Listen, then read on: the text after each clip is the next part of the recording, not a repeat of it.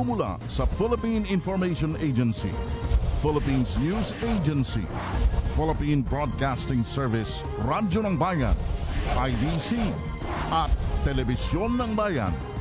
Narito ang Radyo Vision.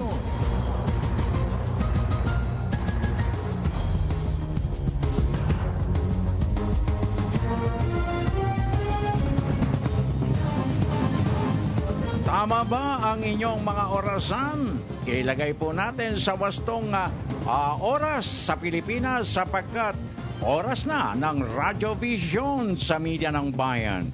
Sa ngalan po ng buong pamunuan ng Philippine Broadcasting Service, of course, tayo po naman ay pumasahing papawid na ang ating Radyo Vision sa media ng bayan sa araw na ito ng Miyerkules, Hulyo 27, 2016. At makakaagapay po natin sa ating People's Television Channel 4. Walang iba kundi ang ating kabalikat, Mr. Audrey Goriseta. Mr. Audrey, magandang morning. At syempre pa dito sa ating Radyo ng Bayan Studio, makakaagapay pa rin natin ang walang kakupas-kupas na luningning ng Antipolo City, the girl with a dimple in every smile, ang aking co-anchor lady, Miss Zarina Porcelana Lozuegro. Basar, good morning. Yes, good morning Ka Francis, and good morning din po sa ating mga tagapakinig at nanonood ngayong umaga dito sa Radyo Vision. Sa loob po ng isang oras, samahan nyo kami na pag-usapan ang may init na issue dito sa ating bansa. Live po kaming napapanood ngayon sa PTV4 at IBC 13. Live streaming naman po sa www.ptvnews.ph at maaari nyo rin po i-download ang aming PBS Radio app o PBS Rap sa inyong mga app store. At kung gusto nyo naman po na makilahok sa aming talakayan at pagbati, maaari po kayong mag-text sa 0920... Ay, teka lang, nalimutan ko tuloy. 0922-358-2679. Dinidistract mo kasi ako. Yan tuloy. Aba, pinagbibigyan kita. Solo-solo ka sa camera. At ang inyo pong kagapay, Francis Cancino, nag-aanyaya. Sama-sama tayo till 7 o'clock in the morning sa kabuuan ng ating Wednesday edition. Kalakip na rin ang pagpapakawala natin, of course, ng malawakang paglilingkod na pambayan, paghimay sa ilang mga mainit na isyong nakaguhit sa ilan nating mga pahayagang pangumaga at siyempre pa mga kaibigan ng ating talakayan sa ating hapag ng talastasan. Okay. At para sa kapakanan ng ating mga listeners sa DZRB Radyo ng Bayan 738 on your dial, kami po ay masusubaybayan nyo rin sa lahat ng 33 himpilan ng Philippine Broadcasting Service, Radyo ng Bayan, Luzon, Visayas, Mindanao at worldwide sa pamagitan ng audio streaming. At sa atin naman pong mga texters, please, nakikiusap po akong paulit-ulit sa inyo, huwag kalimutan ang inyong mga pangalan at addresses. In fairness, baka hindi mabasa nila Porcelana ang inyong mga mensaheng walang pangalan at address. And please, keep it short and simple. Okay. Salamat po. Okay, good morning ulit, Sarina. Good morning, Kapras. Ulitin ko yung number kasi ginugulo mo ako. 0922-358-2679. Yes, yun po ang number namin dito. Very good. Ginugulo na kasi ako. Huwag ganon. Huwag ganon. Anong ganon? Habang nagsasalita ako, gumagano ka. Sige, ulitin mo nga ang ganda yan. Okay. Sila Porcelana, Okay. Samantala, may malungkot tayong balita kagad. Ako'y nalulungkot sapagkat marahil, binibigyan naman natin ng kalayaan at karapatan itong ating mga kabataan na ikangay tahasang tinutulan at nag-file sa kataas-taasang hukuman ng temporary restraining order sa pagpapatupad ng curfew sa 3 lungsod. Manila, Quezon City at Navotas. Ayaw nila ng curfew. Kasi daw parang nasasagkaan yung karapatan ng mga kabataang na mamasyal, magbiyahe sa mga oras. Okay, so tignan lang natin. Ano ba yung mga lugar po? Manila, Navotas, Quezon City. So most of them, may mga paaralan, maraming estudyante. Siguro maaari ang kanilang dahilan nawawalan sila ng kalayaan bumiyahe. Paano kung gabi ang uwi, gabi ang activity sa Teka, school? wala Gabi. namang eskwelahan ng alas 10 ng gabi. May ganon. Wala namang Hindi, paaralan. gusto lang nila na maging malayang bumiyahe pa na mga ganong oras. Kasi, let's check. Yung curfew ng 10 to 4. Navotas, yes, 10 to 4. Yung Quezon City is 10 10 to to 5. 5. Okay. Siguro Ang maaga Manila, pa sa 10 to kanila 4 yung din. 10. Ano Baka bang aktibo pa gagawin sila mo ng nung alas 10 oras? Between 10 in the evening up to 4 a.m. Ano ang gagawin mo dyan? Baka naman traffic. Bakit ba pinagtatanggol ko sila? Hindi, tinitingnan ko lang yung mga Hindi. sides ng stories. So, maaari baka traffic? 'Di ba alam naman natin, LRT hanggang alas 10. Baka may mga humahabol pa sa ganon, pauwi. Hindi, kasi ako ang inaalala ko dito, yung sitwasyon natin sa ngayon, sa ating pamayanang ginagalawan, hindi natin masiguro na Safe. nagkalat pa rin ang masasamang elemento. No? Paano kung ang anak natin, hahayaan pa natin na nasa lansangan sa mga 10 oras na yan at natsambahan? Sino ngayon ang sisisihin natin? Ang mga otoridad, nagpabaya ba? Ang ating mga local government units, nagpabaya ba? Natsyempohan ng hindi magandang grupo ng mga elemento diyan. Aantayin mo pa bang mangyari yan? At isa pa sa kanilang dahilan, labag daw po ito sa batas about sa Juvenile Act and welfare ng mga kabataan. Anyway, kung ako ang magulang... Kakasuhan ba sila or ililista lang yung pangalan nila once na nahuli isang menor de edad? Depende kasi sa sitwasyon ng pagkakahuli sa'yo.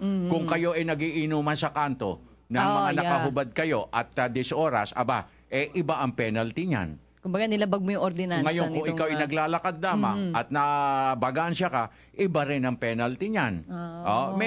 May antas-antas ng penalty yan. Siyempre, kung nahuli kayo nagpa-pat session naman sa 10 oras, o kaya nagdadala ka, courier ka, o kung ano man, siyempre, iba't iba yan. Pero ako bilang isang magulang, ikaw kasi, Zarina, hindi ka pa magulang. Hindi ka pa magulang yes, kasi. Kaya, at least hindi mo ma-feel pa masyado na hindi naman sinasagkaan ng karapatan. Karapatan yan na mamuhay tayo. Pero karapatan din ng ating estado na protektahan ang bawat mamamayan. At saka lalo na sa panahon magulang, ngayon. Tingnan mo yan text mo yan. Ano ba yan text na pumasok Sabi, na yan? ano po bang ginagawa ng mga polis pagkatapos mahuli ang isang menor sa lansangan? Teka. Mang Cosme, ano po ba ang ginagawa ninyo pag kayo nakahuli? Hindi, syempre yan. Dadaling ka sa presinto yan. Dadaling ka sa presinto, ibubuka nila, titignan nila kung bakit nandudong ka pa. Patatawag ang magulang kung kailangan Kasi sila yung ipatawag. ng penalty. Sila yung tatanggap kung ano yung magiging penalty ng mga nung kabataan. Wag lang na sanang takutin o wag kargahan o wag... alam mo na, malikot ang pangyayari. Malikot, kaya tayo dapat maging maingat sa aspetong yan bilang mga magulang. So ngayon meron temporary restraining order? Meron. Ang At pinasasagot ang 3 lungsod within 10 days kung ano ang kanilang defense. Okay. Bakit ipinatutupad nila ang curfew. And when you say may TRO, walang effectivity itong curfew. Wala. Makakalabas itong mga pwede na silang kabataan. internet, magdamag doon sa mga internet shops. Okay. Samantala, ang ating words of wisdom for today. Ang ating pong words of wisdom. Dahan-dahan na naman, ha? Yes. Please lang, ha? Porcelana, dahan-dahan. Ngayong Wednesday morning ay, the best exercise for strengthening the heart is reaching down and lifting people up. Very good. Sa Tagalog, ang pinakamahusay na paraan upang palakasin po ang loob ng isang tao ay tulungan sila at bigyan ng pag-asa. Mula kay Ernest Blevins. Okay, maraming salamat, Mang Erning. Talagang napakaganda nun. Down na, siyempre, tulungan mo, akayin mo. Hindi ba? Huwag yung down na, isinadlak mo pa. Oo. Hindi ba? Kinakailangan yan ang pinakamagandang magagawa natin na paraan para palakasin ang loob ng mga taong ikangay nang hihina ang kalooban, natatalo ng mga pangyayari ng mga problema. Tulungan natin sila at bigyan ng bagong pag-asa. I think para sa akin, ang sinasabi rin ito, my heart is reaching, yung heart ng isang tao, yung puso ng isang tao is reaching down. Kumbaga marunong ka makibagay, makikapwa tao sa kung sino man yung maaaring mababa sa'yo, or kung sino man na mababa mataas, pareho lang nag-reach ka. And yung lifting up is yung pag-compliment mo doon sa isang tao. Kasi nakakatulong yun nakaka-boost yun sa isang tao na magtrabaho, na gawin yung tungkulin niya bilang lalo na sa gobyerno. Oo, nagbibigay ng ibang kalakasan. Oo, parang ang galing mo ka, Francis. Ang galing mo rin, La Porcelana. Huwag ka lang malilito sa numero. Okay, sa kagyat. Paraanin na natin ang ating unang sigwada ng Provincial Roundup. Bayan Patrol Report! Unahin na natin ka, Francis, ang Lucena Radyo ng Bayan kasama si Jigs Rodillas. Magandang umaga, Jigs. Konektado ka. Yes, maraming salamat. Nag-courtesy call na sa miyembro ng Sangguniang Panlalawigan ng Quezon ang bawagong Provincial Director ng DILG na si Lionel Dalope. Nataon ang courtesy call sa 3 sunod-sunod na committee hearing kung saan ay nagpakilala si Dalope sa mga naroroong board members. Tumagal lamang si Dalope sa loob ng conference room ng ilang minuto bago ito nagpaalam. Sa panayam naman ng Radyo ng Bayan, sinabi ni Dalope na tutugunan niya ang lahat ng mga concerns ng mga lokal na pamahalaan at ayon sa mandato ng kanilang kalihim. Ayon pa kay Dalope, pinag-isa na lamang ang DILG officials sa lalawigan kaya wala ng DILG Quezon 1 and 2. Sa maikli pa ring panayam, sinabi ni Dalope na naging DILG Director siya ng Laguna bago ma-assign sa Quezon. Aalamin din niya ang concerns ng DILG family sa lalawigan ng Quezon tulad ng PNP, ng Bureau of Fire Protection at BJMP sa mga susunod na araw. Tubong Rizal si Dalope, ngunit nakatira siya sa Laguna. Para sa Radyo Vision, Jigs Rodillas, Lucena, Media ng Bayan. Maraming salamat, Jigs Rodillas. At susunod naman po mula sa Lucena Radyo ng Bayan ng Agusan del Sur, kasama si Bobby Ilupa. Assalamualaikum, Bobby. Konektado ka. Maraming salamat. Magandang umaga at assalamualaikum. Magpapalabas si Governor Adolf Edward Plaza ng isang executive order upang formal ng makapag-operate ang Outreach Drop-In Center o ODIC sa lalawigan ng Agusan del Sur. Ang ODIC ay magsisilbing parang isang rehab center para sa mga nalulong sa ipinagbabawal ng gamot. Dahil sa Project Double Barrel at Oplan Tokhang na ipinatutupad ng PNP, umabot na sa mahigit 6,000 individual na nauugnay sa droga ang voluntaryong sumuko sa mga otoridad dito sa Agusan del Sur nitong nakaraang 3 linggo. Sa panayam ng mga mamamahayag, sinabi ni Governor Plaza na ang kanyang Moral Recovery and Values Formation Program ay makatutulong upang makapag-umpisa na ang nasabing ODIC. Ang drug addiction ay isang social at moral responsibility ng probinsya at pagbibigay diin pa niya. Sa kasalukuyan, mayroong isang gusali na ipinagagawa ang gobernador upang magsilbing opisina ng ODIC. Para sa Radyo Vision, Bobby Ilupa, San Francisco, Agusan del Sur, Media ng Bayan. Salamat, Bobby Ilupa. At panghuli naman pupuntahan naman natin ang Tacloban Radyo ng Bayan kasama si June De Leon. Magandang umaga, June. Konektado ka. Yes, maupang aga. Positibo ang naging pananaw ng National Economic Development Authority sa industriya ng kalakalan dito sa Eastern Visayas. Nakaraang makapagtala ito ng paglago ng ekonomiya sa unang 3 buwan ng 2016. Ayon sa NEDA, umangat ang negosyo, makaraang tumaas ang farm production, vibrant tourism at higher tax earnings. Tumaas ang kita sa sektor ng agri-fishery kung saan nakapagtala ang industriya ng pangisda ng 15.43%. Ayon kay NEDA Regional Director Bonifacio Uy, tumaas rin ang produksyon ng iba pang produktong pangsakaan sa 12.3%, lalong-lalo na sa industriya ng bigas, mais, saging, pinya, asukal, kasama na rin dito ang poultry at livestock industry. Idinagdag pa ni Uy na tumaas rin ang turistang bumibisita sa Eastern Visayas kung saan nakapagtala ito ng 14.4%, samantalang 18% naman ang itinaas sa domestic tourist arrival sa unang 3 buwan kung saan 1.34 billion pesos ang ginastos ng mga turista sa reyon. Nakapagtala rin ng pagtaas ang internal revenue collection ng 19% kung saan 40 milyon ang nakuha mula sa koleksyon ng custom duties, taxes at iba pa. Umaasa si Uy na magpapatuloy ang paglago ng ekonomiya ng rehiyon sa mga susunod pang buwan dahil sa nakaraang halalan, muling pagbabalik ng mga negosyante at ang nagpapatuloy na Yolanda Rehabilitation sa iba't ibang bahagi ng Region 8. Umaasa rin ang nasabing opisyal na tutuparin ng kasalukuyang administrasyon ang mga pangako nitong binitawan para sa mga taga-Eastern Visayas kasabay ng pagtaya na lalago ang ekonomiya ng 5.6% ngayong taon.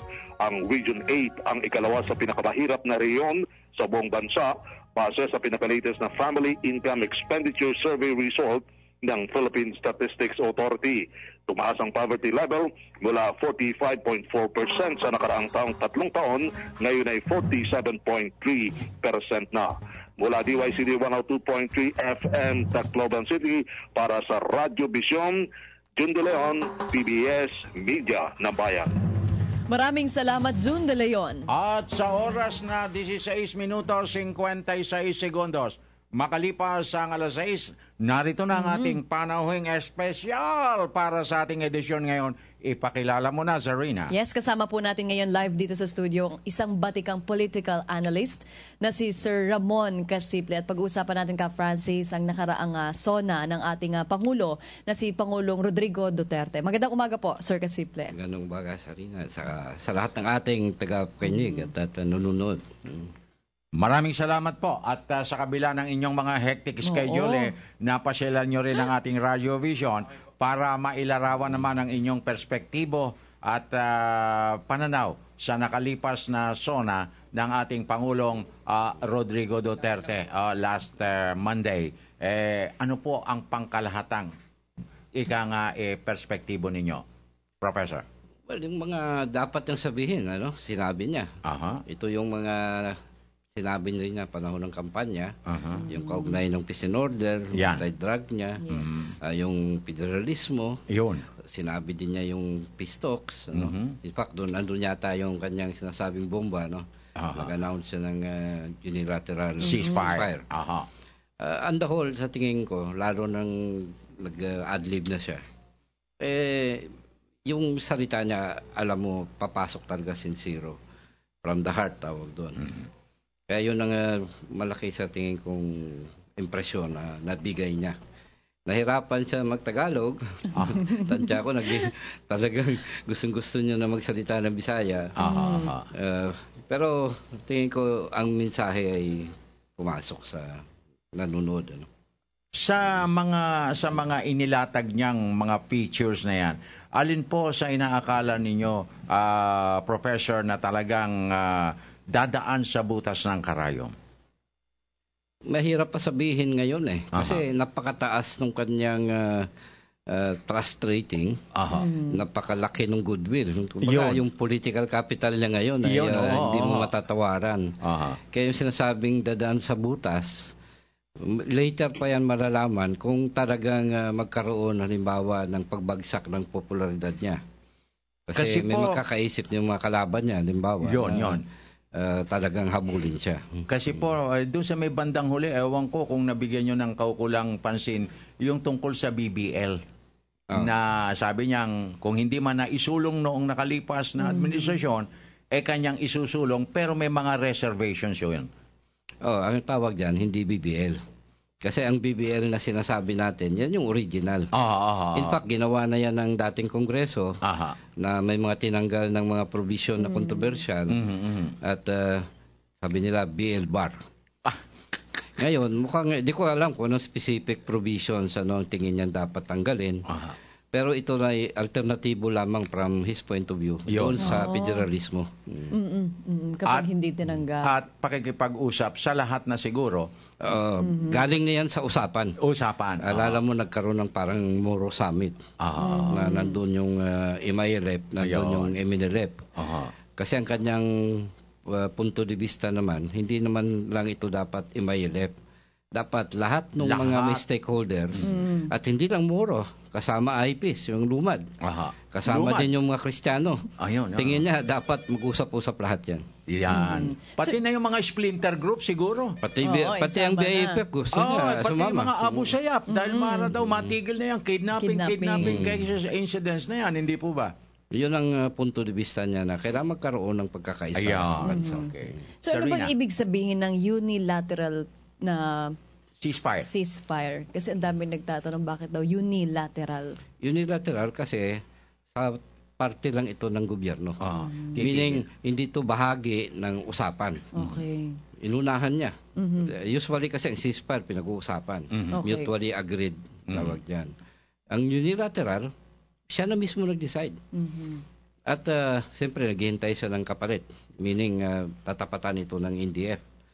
Pero wala siyang requirement. Kaya nga unilateral. Walang kondisyonis yun. Nag-ano siya? Nagdesisyon siya on his own.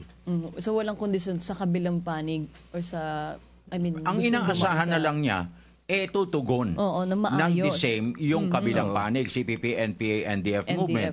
Pero mukhang may kondisyon sila. Hindi na pwede. Wala na. Either they say yes or they say no. Ayun. They are not in the position to They will have bargain. to pay the political price dyan kapag nagtuloy ang NPA halimbawa ng kanyang operasyon. Anong political price yan? Yung tiwala ng mga tao mismo, pati siya, si Presidente, na itong mga katapat niya sa table ay talagang sincero sa kapayapaan. Kaya ipit Ano yon in a sense, parang political masterstroke yung ginawa niya. Kahit na wala siyang sinabing kondisyon, actually may kondisyon ni lahat doon. Natatapatan dapat ito ng kabila. Yun. With all sincerity. Parang bending backward na sa rito Yung appointment niya halimbawa ng mga nominees ng CPP, sa kabinete mismo, marami nang tumas kilay dyan. Pero gamble niya yun Itong papapakita ng goodwill, ng tiwala. At gusto niya talaga matapos na itong labanan. Yun ang message. Kaya yung unilateral ceasefire, nag-reinforce nung mensaheng yun. Ngayon, tinapatan yung una niyang ginawa, meaning nagbigay naman talaga ng pangalan at in-appoint niya. Ito, ang ekspektasyon dito, magdideklara din ng unilateral ceasefire ang kabila. Sila rin. Let us keep our fingers crossed. Wag naman. Hindi pwede kondisyones dito kasi wala naman siyang kondisyon At saka wala silang dapat i-bargain. Oo, wala. Kasi yung pag-release halimbawa ng political prisoners, bahagi yan ng usapan on the table. At mayroon ng previous na usapan before, bahagi ito ng preparasyon sa next month na resumption ng peace talks. Mayroon talagang i-release yung mga consultant na directly involved sa peace talks. Yun. Kaya pinuspone nila in the first place, isang buwan, para maayos yung mga kaso sa korte, para makalabas yung mga ito. At mabibigyan na lamang na sila ng safe conduct pass. Hindi na. Hindi na. Wala na. Wala na sila talaga. Ordinaryo na. Oo. Wow. Lalaya na. Malinis Laya yun. na. Malinis. Kaya nga binigyan ng isang buwan, ayusin. Wow. Kasi ang labas niya, niya-trust ng gobyerno yung mga kaso. Laban sa kanila. Pero in exchange, sasama sila sa peace talks directly. Okay. So ano yung advantage na ngayon yung Kamara gusto bumuo ng Joint Monitoring Committee para tignan to unilateral na ceasefire? Well, sarili nilang yan ang hindi tingin ko bahagi nung iniisip ng Pangulo, Kasi ang isang monitoring body, usually mutually agreed upon yan. Meaning dalawang panig nakaupo doon sa monitoring body. Ngayon, kung monitoring ng isang panig lamang, dati na ginagawa yan. May monitoring ang AFP, pwedeng magtayo ang Kongreso, pero hindi yan yung usually yung sinasabi nating monitoring body, kagaya nung sa MILF. Remember, may third-party monitoring yun. Kasi pinag-usapan at pinag-agrihan ng dalawang panig, yung gobyerno at saka MILF. Kaya ito, kung unilateral din yung monitoring na yan, walang dating yan. Okay. Sa Congress yun, sa Kamara. Bahala na sila. May kakayahan naman. Kung gusto nila. Kung gusto nila, nasa sa kanila na yun. Okay. Now, isa pa rin sa mga nailatag dyan sa zona ng ating Pangulong Duterte, yung aspeto naman ng tax reduction. Corporate at saka itong personal. Nako, ang daming nagbunyi dito, Professor. Sa inyo pong pananaw, will this attract more investors o ano ba ang maaring maging bunga nito? Well, una ko narinig kasi yan kay Secretary Jokno. Hindi pa siya, private citizen siya. Ang kanyang rationale dito, ang malaking problema sa taxation, hindi naman yung mataas o bababa yung taxes, yung koleksyon. Ang baba ng koleksyon ng BIR at pati ng custom dahil sa smuggling. Ibig sabihin yung dapat kikitain ng gobyerno ay hindi actually na nakukuha. So kung babaan nila, pero taasan mo yung koleksyon, Mas maganda. Sobra pa sa ang makukolekta kaysa sa simple lang na itaas mo yung halimbawa ang taxes. Importante yun kasi ang ibig sabihin ng mataas ang collection rate, ang mamamayan mismo, including itong mga corporate entities, ay mas responsable sa kanilang pagbabayad ng taxes. And therefore, wala kang problemahan later. Ang incentive, yan ang dating nito. Ang incentive, bababa yung taxes. Ngayon, para sa investment, mabigat na usapin yan. Kasi bahagi yan ng investment incentives eh. May wini-waive yung taxes, merong binababaan. May mga ganon. Kasi po, meron ako nakitang mga figures na inilatag para doon sa mga 500 500,000. Imbis na 35%, gagawin na lang 25% ang pagbubuwis. Ngayon doon sa lesser, bababa rin. Doon 25, magiging 15 na lamang. So ang kinakailangan lang kumbaga ang talagang punto ng argumento rito pataasin ang collection. Oo, pataasin at saka yung spending ng gobyerno actually. Medyo minimize. Hindi. Taasan Kasi yun. ang usapin actually nitong past siguro 4 years under President Aquino, may underspending ang gobyerno. Maraming proyekto na lagyan ng nabudgetan ng pondo tapos hindi ginastahan. Hindi ginamit yung pondo. Maraming dahilan dyan, siyempre. Pero naipon, siyempre, kung naipon, may interest yan. Lalo na kung nakalagak sa bangko. May nagka-interest din dyan. Maraming nagka-interest doon sa interest. Okay, so ngayon dapat taasan ang spending. Hindi, yung target kasi collection eh. Hindi makuha ng BIR at ng ating customs at ng iba pang mga agencies, yung talagang target eh. Dahil dumadami yung populasyon, siyempre, ang takbo ng ekonomiya, ganito. Pagkatapos hindi mo makuha yung target collection, magbababa ka ngayon ng buwis, lalo na sa mga personal, matutuwa nga yung mga personal, yung mga mamamayan, dahil bababa ang buwis nila, magkakaroon ng mga additional exemption, pero ang nahihirapan ng gobyerno. Hindi ba maapektuhan yung mga, kunwari lang, Serbisyo. infrastructure projects, yung mga ganun? Kasi i-speed up niya din po eh. Well, yun na nga ang unang usapin dito, yung underspending.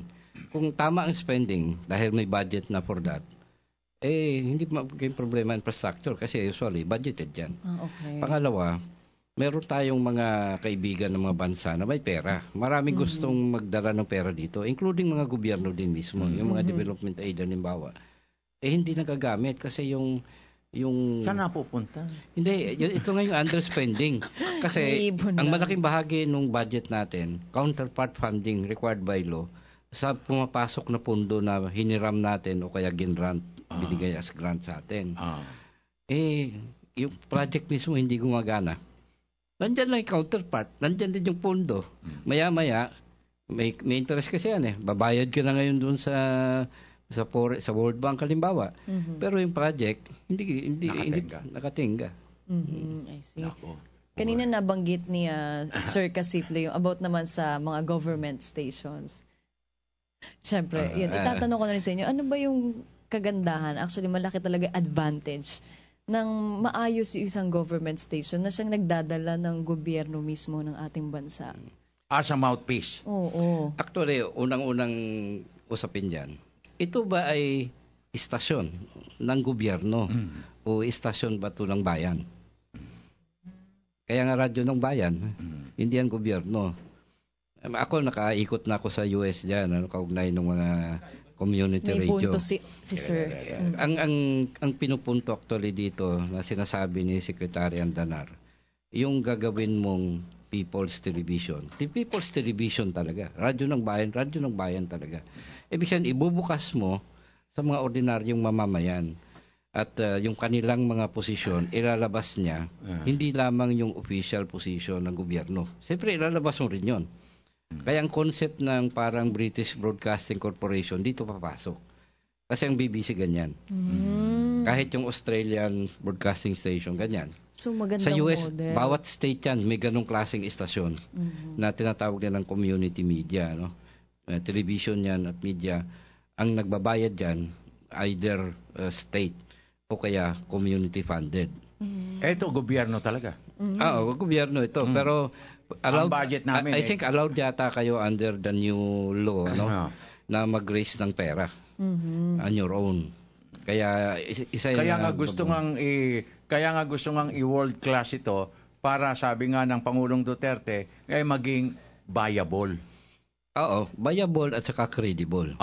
Kasi isang mawawala dito kaagad yung pagtingin na ang government radio mouthpiece lang yan ng gobyerno. Kasi mouthpiece na ito ng bayan. Ganun ang konsepto. So may independence. Yes, mataas ang level ng editorial independence. Ayun. Yun ang mahalaga doon. Hindi nadidiktahan. Oo. Hindi dapat. Rubber stamp. Sa ganung concept, hindi dapat. Although required kayo siyempre ilabas ang posisyon. Yung posisyon ng gobyerno dapat ilabas yun. Yes. Pero hindi kayo prevented magbigay din ng sarili niyong opinion o kaya opinion ng iba-ibang sektor ng bayan. Ayan. Kaya nga kami nagbibigay din ng opinion ni Sarina. Si Sarina matindi sa opinion. Ay, grabe. Professor. Maninibago kayo dyan. Pero that is of our advantage. Oo, kasi naging mas buhay ang demokrasya pag Ayun. Halimbawa, yung napuntahan ko sa Virginia, isang oras, kinukuha kasi yan by block voting, depende first come, first serve. Yung isa, religious hour. Yung sunod, puro Beatles. Yung sunod, siguro anarchy yun kasi kung ano-anong topic pinag-uusapan. Walang censorship. Ang usapan lang dyan, basta may slot. Kung walang slot, siyempre pagpila ka dyan. Ayun. Okay. So again, nagpapasalamat tayo sa pagdalaw ni Professor Mon Casiple, ang dalubhasang political analyst. Salamat po sa inyong pagdalaw at kung sakasakali po kami muling kakatok at tatawag sa inyo para sa ilang mga pananaw pa para sa kapakanan ng ating mga viewers and listeners nationwide, worldwide. Thank you very much, sir. Salamat din po. Okay. Tuloy-tuloy na tayo at narito na ang unang bulusok ng ating mga balita. Paraanin na natin at puntahan sina Jeng Margareo at Mr. Audrey Goriseta. Go!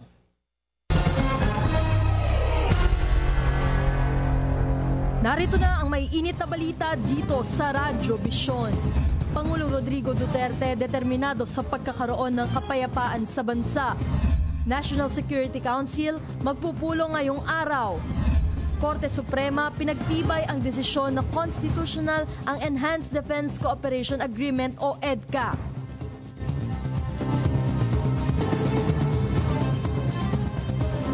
Magandang umaga Luzon, Visayas at Mindanao. Hiniling ni Pangulong Rodrigo Duterte sa MILF at MNLF na putulin na ang anumang koneksyon nito sa teroristang grupong Abu Sayyaf. Ang pakiusap na ito ay kasunod ng pagdedeklara ni Pangulong Duterte ng unilateral ceasefire sa pagitan ng pamahalaan at ng CPP-NPA-NDF. Samantala, inanunsyo din ng Pangulo ang pagbibigay ng dagdag sahod sa mga pulis at mga sundalo sa susunod na linggo. Ang ulat mula kay Rocky Ignacio. Determinado si Pangulong Rodrigo Duterte na umiral ang kapayapaan sa bansa. Bumisita ang Pangulo sa Fort Magsaysay sa harap ng deklarasyon nito na unilateral ceasefire sa rebeldeng komunista sa katatapos ng State of the Nation Address o SONA. Sinabi ni Pangulong Duterte na sa kasalukuyan ay inaantabayanan na ng pamahalaan ang magiging aksyon na rin ng CPP-NPA-NDF sa isinusulong na peace talks. Paliwanag pa ng Pangulo, bagamat may unilateral ceasefire, dapat maging handa ang Armed Forces of the Philippines na bigyan proteksyon ng mga Pilipino. Meron akong mga mensahe sa inyo. Let me explain itong unilateral ceasefire. It is not my decision alone. It is the decision of the cabinet. Of course, si John Esperon pati si Secretary Delvin Lorenzana are automatically members of the cabinet. I am a president that seeks peace with everyone. Ang trabaho ko pagka-presidente, hindi maghanap ng away. Ang trabaho ko pagka-presidente, is tignan ko if at all na walang gulo ang Pilipinas. At kayo naman mga militar, there, ever ready to guard the integrity of the Republic. to protect the people. Ayon pa sa Pangulo, bukod sa komunistang grupo, tuloy-tuloy pa rin ang pagtamo ng kapayapaan sa Mindanao. Hiniling na rin ito sa MILF at MNLF na putulin ang umano'y koneksyon nito sa teroristang grupong Abu Sayyaf. Nagpahayag na rin ito ng kahandaan na bigyan ng Safe Conduct Pass si dating MNLF Chairman Nur Miswari para sa maayos na pakikipag-usap sa pamahalaan. Hindi naman natin alam kung bigla na lang mag-away o may gulo. And it is always a comforting thought that mayroon akong armed forces na ready. Just in case hindi tayo magkaintindihan. Now, ngayon, ang presidency ko is puro peace mission ako. I have to talk to the MI and to the MN, si Nur, pati si Murad, and they are ready to talk about peace. Kasi malala ito, matagal na. Marami nang namamatay dito on both sides. And if I remember right, yung Cotabato uprising started in 1972 na halos umakyat na ang mga rebelde doon sa PC Hills and the fight was already there. Ang gusto ko lang marinig sa MI pati MN na yung Abu Sayyaf na yan, wala na ang koneksyon nila. Kasi yung armas ng Abu Sayyaf, yun yung armas nila noon. Kasi pag ayaw nilang bitawan o nakakonekta pa rin sila sa Abu Sayyaf, I do not think there will be a significant result. Pero ang gusto ko, mag-training lang ako ng marami ngayon. And your armed forces ask for about 20,000 more soldiers.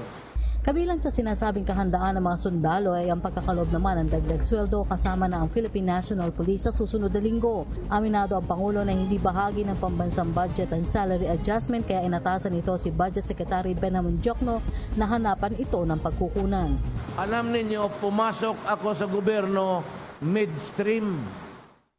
Ibig sabihin tapos na yung budget because the budget for this year is prepared by last year. At ang budget ko next year is being hammered out now. So kulang ako ng pera, but sabi ko kay Secretary Lorenzana, I might be able to give you 1/2 additional soldiers. Ngayon, nangako ako noon, and remember this, may budget na dyan. Ang nangako, hindi sila, ako. Nadagdagan ko yung sweldo ninyo. Wala sa budget, sabi ko kay Secretary Diokno, mapahiya ako sa mga sundalo. Sabi ko, you have to look for a way. Starting next month, incremental increase na ang sweldo ninyo. Pangako ko, dublado. So you will get it. Pinasalamatan naman ng mga sundalo ang Pangulo sa pagsasaalang-alang sa kanilang pangangailangan. Samantala, mapayapang resolusyon pa rin ang pag-iirali ng Pilipinas sa usapin ng West Philippine Sea. Minsan na umanong nagtangka si Presidential Daughter Davao City Mayor Sara Duterte na magtungo sa Panatag Shoal pero pinayuhan niya itong sensitibong usapin ng West Philippine Sea. Para sa PTV News, Rocky Ignacio, Fort Magsaysay, Nueva Ecija. Handa naman ang militar na tumalima sa deklarasyon ni Pangulong Rodrigo Duterte na magkaroon ng unilateral ceasefire ang gobyerno sa CPP, NPA, NDF. Samantala, sinabi naman ni CPP founder Jose Maria Sison na suportado ng kanilang grupo ang determinasyon ng Pangulo na magkaroon ng pangmatagalang kapayapaan. May report si Eunice Samonte. Sa kanyang halos 2 oras na State of the Nation Address o SONA, nanawagan ng Pangulong Rodrigo Duterte na isantabi na ang ilang siglo ng mistrust at warfare sa pagitan ng militar at ng makakaliwang grupo. Ayon sa Pangulo, panahon na para matapos ang ilang dekadang rebelyon na tinutukoy niyang getting bloodier by the day. Suportado naman ng Department of National Defense ang mungkahi ni Pangulong Duterte. Ayon kay National Defense Secretary Delfin Lorenzana, inaasahan nilang susunod rin ang Communist Party of the Philippines, New People's Army at National Democratic Front sa hakbang na ito tungo sa kapayapaan, lalo pat handa silang itigil ang putukan sa kanilang combat operations. Suportado rin ng Filipino Army ang Pangulo sa pagsulong ng pangmatagalang kapayapaan. Sa isang pahayag, nabanggit ni Army Chief Lieutenant General Anyo na susunod sila sa tigil putukan na nais ng Pangulo, habang ginagawa rin ang kanilang parte upang mabigyang proteksyon ng mga mamamayan at labanan ang droga. Tinanggap naman ito ni Jose Maria Sison na nagtatag ng CPP noong 1968. Sa opisyal na pahayag ni Sison, kanyang sinusuportahan ng Pangulo sa pangmatagalang usaping pangkapayapaan. Sa tigil putukan sa magkabilang grupo, tiniyak naman ng Armed Forces of the Philippines na kaisa sila sa paghilom ng ating bansa tungo sa pagkakaisa. Para sa PTV News, Eunice Samonte. Samantalang magpupulong ngayong araw ang National Security Council sa Malacanang. Sentro ng meeting ang magiging hakbang ng Pilipinas sa naging desisyon ng Permanent Court of Arbitration kaugnay sa usapin ng West Philippine Sea. Ang pagpupulong ay pamumunuan mismo ni Pangulong Rodrigo Duterte. Layunin dito ang ilatag ang mga polisiya ng pamahalaan sa naturang issue. Matatandaang tinanggap ni dating Pangulong Fidel V. Ramos na maging special envoy sa China sa usapin sa West Philippine Sea. Kamakailan at isa sa naging hiling nito ay ang agarang pulong ng National Security Council. Samantala, suportado ni Vice President Leni Robredo ang mga plano ni Pangulong Rodrigo Duterte, lalo na patungkol sa pagbibigay ng maayos na pabahay at relokasyon sa mga mahihirap. Sa kabila nito, inihiyag ni Robredo ang kanyang hindi pagsang-ayon sa ilang panukala ng Pangulo gaya ng pagbababa ng edad sa criminal liability. May report si Jervis Manahan. Natutuwa raw si Vice President Leni Robredo sa nabanggit ni Pangulong Duterte kaugnay ng kanyang plano sa larangan ng housing o pabahay. Nabanggit kasi ni Pangulong Duterte sa kanyang talumpati na walang mangyayaring revolusyon kung walang relokasyon. Sabi ni Robredo, pareho ang kanilang pananaw ng Pangulo pagdating sa bagay na ito. Pag nag-demolish ka na wala pang relokasyon, hindi mo naman tinutulungan ma-resolve yung problema pagdating sa housing, dinadagdagan mo lang ito. Dagdag pa ni Robredo, hindi dapat nire-relocate ang mga taga-syudad sa mga probinsya na malayo sa kanilang mga kabuhayan. Ang nangyayari raw kasi, bumabalik din sila sa mga lungsod para balikan ang kanilang mga trabaho. Kaya ang resulta, nagkakahiwa-hiwalay pa ang magkakapamilya. Kung hindi yun posible, kahit off-site, basta in-city, pero malapit dun sa trabaho nila. Kasi mabuti kung yung nire-relocate natin, merong available na ibang trabaho o may livelihood, karamihan wala naman. Mas maganda raw kung susundin ang People's Plan o kung ang mga tao mismo ang gagawa ng plano sa kanilang pabahay at relokasyon dahil mas nagiging matagumpay daw ito. Simula sa susunod na linggo, makikipagdialogo na raw si Robredo sa mga developer para sa kanyang mga programa sa pabahay bilang chair ng HUD-C. Pinuri din ni Robredo ang plano ni Pangulong Duterte na palakasin pa ang Pantawid Pamilyang Pilipino program. Sana patuloy pa din yung programa na pag may mag-graduate, may ita-take in na bago. Kasi ano naman to, kahit yung ibang modelo nito sa ibang bansa sa mundo naging very successful. Sa atin, ganun din yung tingin ko. Sang-ayon din daw ang pangalawang Pangulo sa sinabi ni Pangulong Duterte na hindi dapat ginagamit ang human rights bilang shield or excuse para sirain ang bansa at ang mga kabataan. Pero dapat daw alalahanin na ang human rights o karapatang pangtao ay nakatatak na sa ating saligang batas. While naniniwala ako na hindi dapat ito ginagawang panangga para gumawa ng masama, naniniwala din ako na sa lahat na ginagawa natin, hindi natin nakakalimutan kung ano yung kaluluwa ng ating konstitusyon. Pero nagkakaisa man sa ibang bagay, tutol naman si Robredo sa ilan sa mga panukalang batas sa ilalim ng Duterte administration.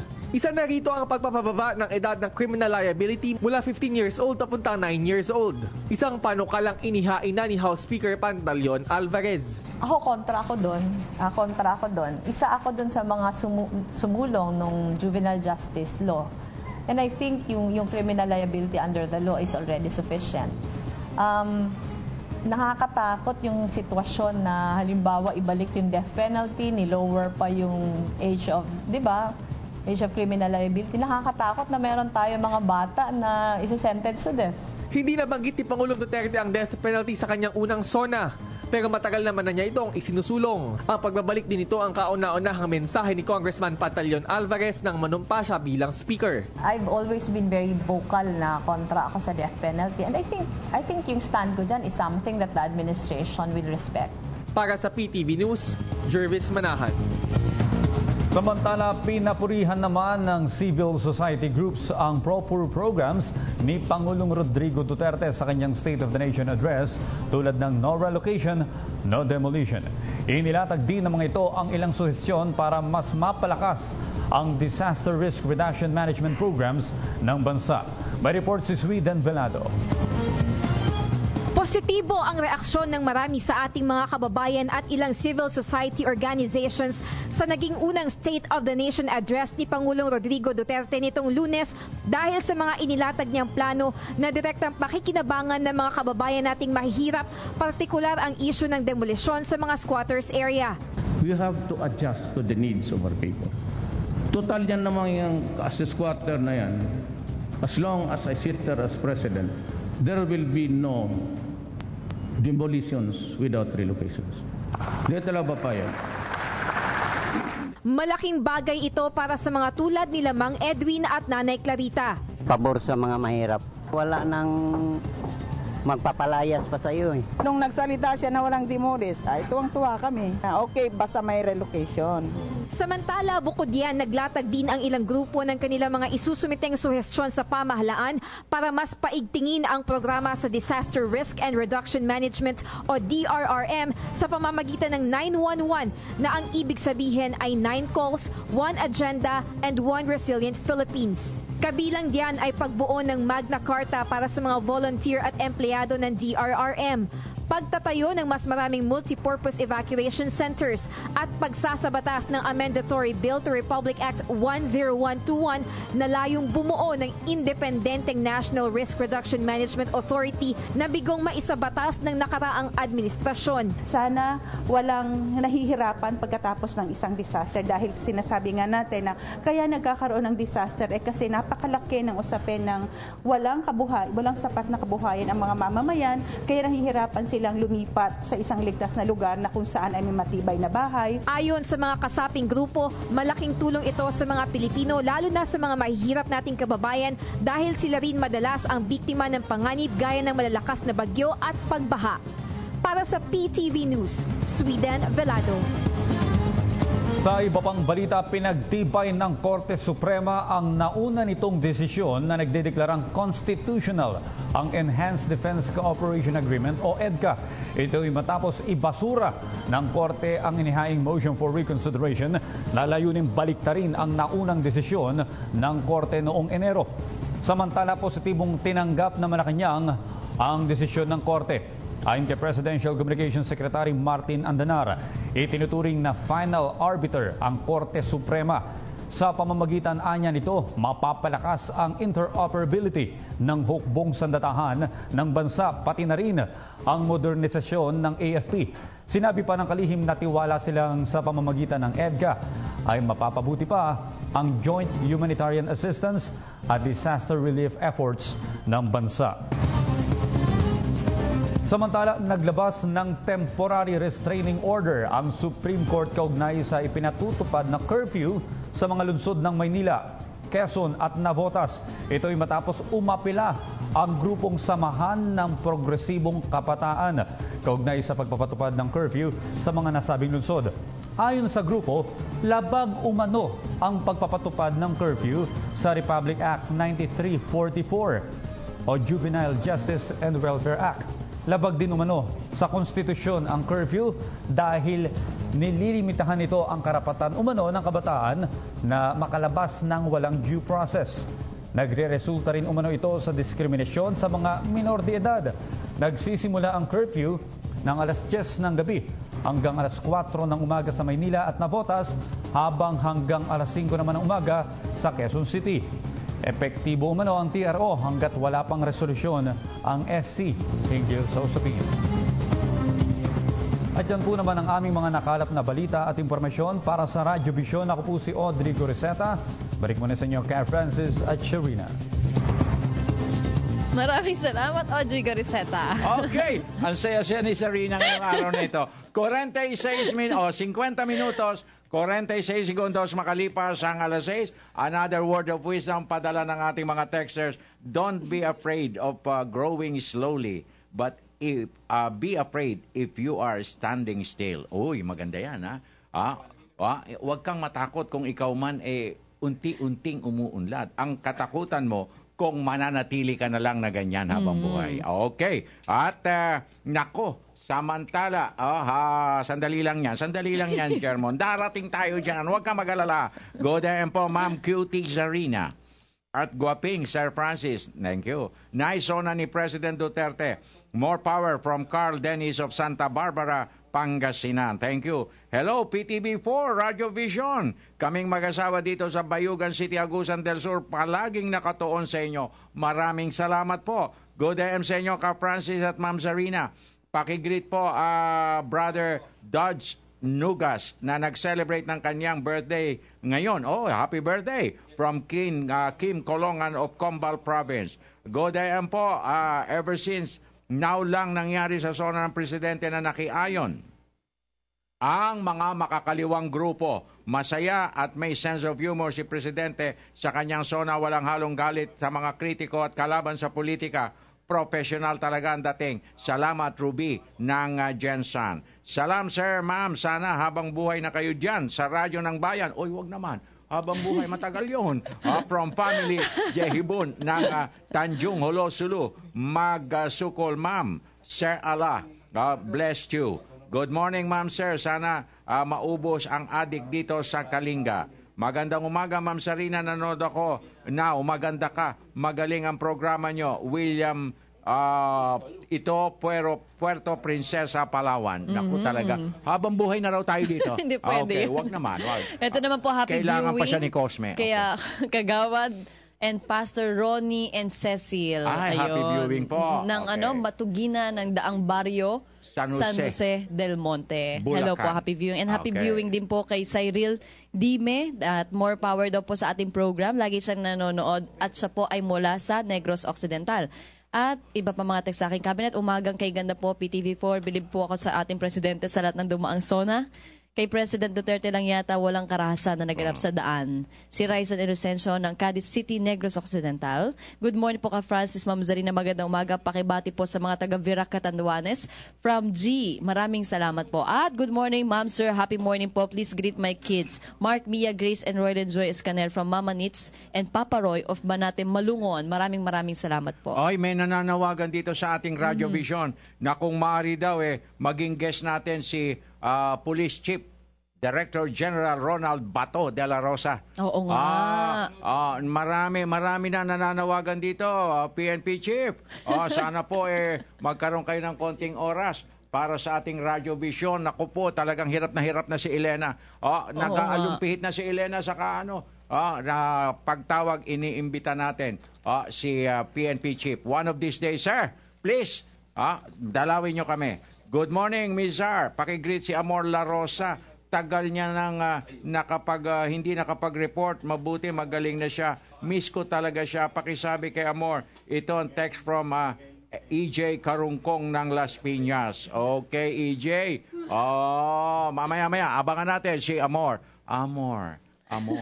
Okay, puntahan natin ang Radyo ng Bayan Lawag with Ronald Valdres. Ronald, na imbagabigat kakabsat. Konektado ka. Hiniling na ng Provincial Warden ng Ilocos Norte ang tulong ng lokal na pamahalaan ng lalawigan dahil puno na at wala ng paglagyan sa mga bilanggo. Sinabi ni Dario Estabillo, OIC Provincial Warden ng Ilocos Norte Provincial Jail, o sa pagharap ito sa session ng Sangguniang Palalawigan na aabot na sa 403 ang kanilang bilanggo at hindi na magkasya sa 11 selda.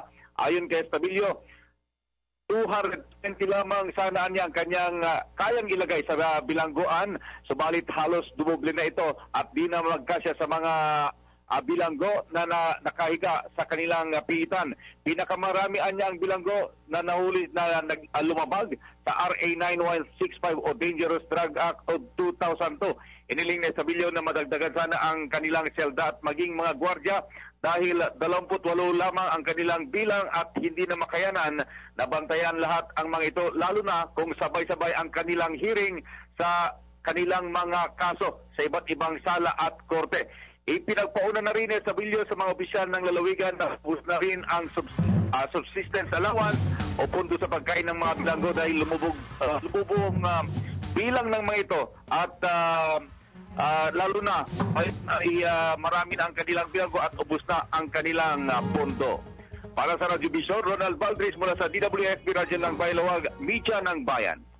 Thank you very much, Ronald Valdres. At puntahan natin Radyo ng Bayan Ulo with Nashra Ani. Nashra, assalamualaikum, konektado ka. Waalaikumsalam. Kontento ang mga mamamayan dito sa lalawigan ng Sulu sa Pangulong Rodrigo Duterte on best. Maraming nanood at painting na nakinig, lalo-lalo na dito sa bayan ng Hulo sa sulat ng Pangulo. Napatunayan nila sa mga pahayag ni Pangulong Duterte ang malasakit nito sa mga ordinaryong mamamayan. Naniniwala sila na may papatupad ng Pangulo ang lahat ng mga ipinangako niya sa kanyang SONA. Nababantayan bilang isa rin sa mga prioridad ng Duterte administration ang pagsugpo sa problema ukol sa iligal na droga na isa rin sa mga pangunahing problema dito sa Sulu. Ang kay board member ang Nakartulawi ng unang distrito ng Sulu, tatalima sila sa lahat ng direktiba ng Pangulo. Nangako si Tulawi bilang chairman ng Committee on Peace and Order ng Sangguniang Panlalawigan na buo ang kanyang suporta sa pinaigting na kampanya ng pamahalaan laban sa iligal na droga. Inikayat pa nito ang lahat ng may kinalaman sa iligal na droga na sumuko na sa mga kinauukulan.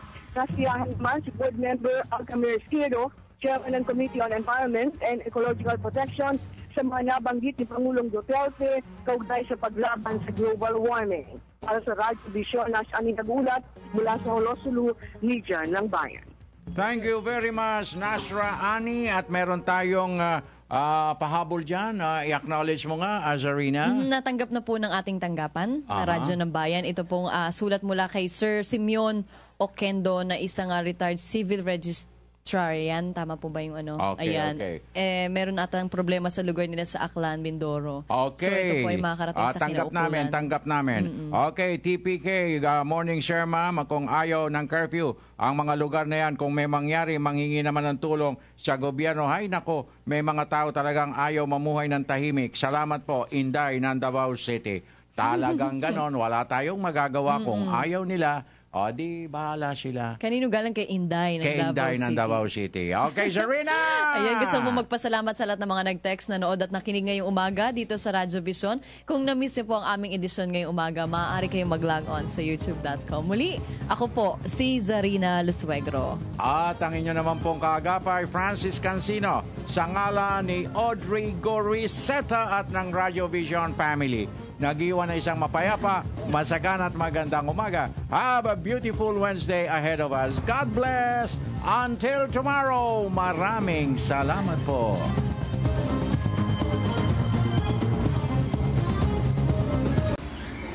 Ako po si Cathy San Gabriel. Subscribe na sa PTV YouTube channel. I-click lang po ang subscribe button.